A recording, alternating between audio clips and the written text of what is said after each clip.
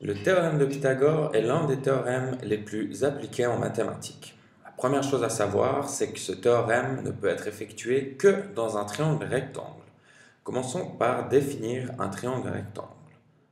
Alors, je dessine le triangle rectangle, en croquis bien évidemment. Donc, ici, le carré que je fais représente un angle droit. Le triangle rectangle, c'est un triangle qui a un angle droit, autrement dit un angle de 90 degrés. Cet angle de 90 degrés est formé par ce segment qui est vertical et ce segment qui est horizontal. Et ici, on a une perpendiculaire, donc un angle de 90 degrés. À l'opposé de cet angle, nous avons le segment le plus long du triangle rectangle. Cette information est importante. Donc je répète, à l'opposé de l'angle droit du triangle rectangle, on a le segment le plus long de ce triangle. Pour l'instant, on va le nommer C.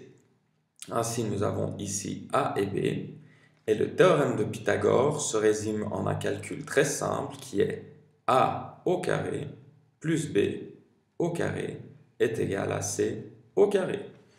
Pour mieux saisir ce théorème, on va prendre un exemple. Alors, je redessine mon triangle rectangle, mon angle droit. Ici, je replace C, et à A, je vais dire qu'il y a 7 cm, donc ce segment fait 7 cm, et le segment B fait 9 cm. Ainsi, en reprenant ma théorie, A au carré plus B au carré égale C au carré, je peux la transformer en 7 au carré plus 9 au carré est égal à C au carré. Qu'est-ce que c'est le carré? Donc 7 au carré, c'est en fait la multiplication du chiffre par le même chiffre, ce qui donne 7 fois 7. Plus 9 au carré, donc à nouveau, on aura 9 fois 9. Donc l'addition de 7 au carré plus 9 au carré est égale à C au carré. 7 fois 7 est égal à 49. Plus 9 fois 9, 81. Ça nous donne C carré. Si on fait 49 plus 81, on se rend compte que ça donne 130. Donc 130 égale C au carré. On est presque à la fin de notre démonstration, mais il reste encore une étape à faire. Car là, on a 130 qui vaut C carré, mais nous, on recherche la valeur de C. Donc il faut faire l'opération inverse du carré, ce qu'on appelle la racine carrée. C'est ce signe ici. Donc la racine de 130 serait égale à C. Comment fait-on la racine de 130? On ne va pas trop réfléchir. On prend notre calculatrice, on écrit 130, et on va chercher ce signe-là, qui est la racine, donc le même signe qu'ici. On tape dessus, et ça nous donne 11,40. On va s'arrêter à 2 chiffres après la virgule. Donc, dans ce cas-là, on peut revenir ici et écrire que C est égal à 11,40.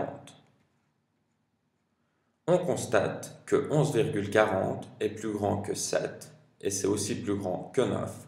Donc ce segment-là est bel et bien le segment le plus long du triangle rectangle. Passons un peu de théorie. Je refais mon triangle.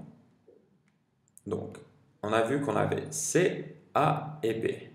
Malheureusement, ils ont des termes un tout petit peu plus compliqués, ces segments. Le segment C, qui représente le segment le plus long du triangle rectangle, s'appelle en réalité l'hypoténuse. Donc, c'est uniquement un terme compliqué pour dire que c'est le segment le plus grand du triangle rectangle. Ensuite, il nous reste les segments A et B qui, eux, sont appelés les cathètes. Donc le segment A serait la cathète 1, le segment B la cathète 2. Maintenant, le théorème de Pythagore se dit en une phrase en français, c'est la suivante. Dans un triangle rectangle, qu'on a vu que ça se faisait uniquement dans un triangle rectangle, ce théorème, la somme des cathètes au carré. Qu'est-ce que c'est que ça? Alors, la somme des cathètes au carré.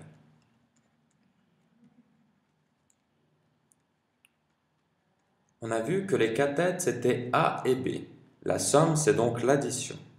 La somme des cathètes au carré, c'est donc A au carré plus B au carré. La somme des cathètes au carré est égale, il suffit d'ajouter le signe égal, à l'hypoténuse au carré. Donc est égal à l'hypoténuse au carré. On a vu que l'hypoténuse, c'était C au carré. Et voilà, ici, nous avons notre théorème de Pythagore.